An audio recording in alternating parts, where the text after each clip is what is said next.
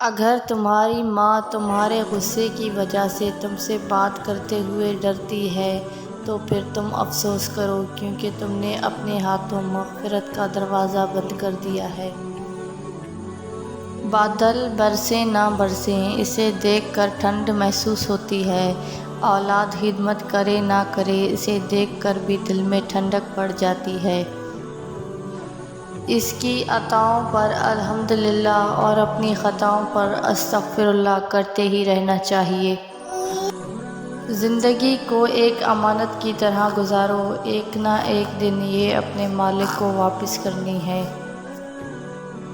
کوئی ناراض ہو تو کتنی منتیں کرنی پڑتی ہیں اس کو منانے کے لیے، اور ایک اللہ پاک کی ذات ہے جو ایک آنسو سے عمر بھر کے گناہ معاف کر کے مان جاتا ہے۔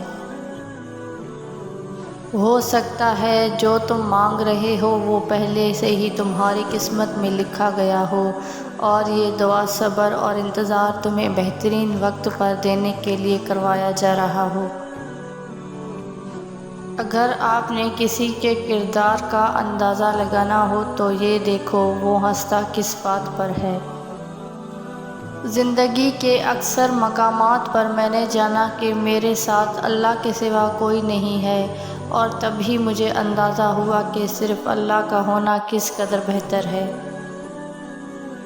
دیر لگے گی مگر صحیح ہوگا، تمہیں جو چاہیے نا وہی ہوگا۔ دن برے ہیں مگر زندگی تو نہیں، صبر رکھو یقین کرو سب اچھا ہوگا۔ اللہ والوں کا ظرف ہے کہ تکلیف کا ذکر کسی سے نہ کرنا اور تکلیف میں بس سجدے کرنا۔ جملوں کے دانت نہیں ہوتے مگر یہ کاٹ لیتے ہیں۔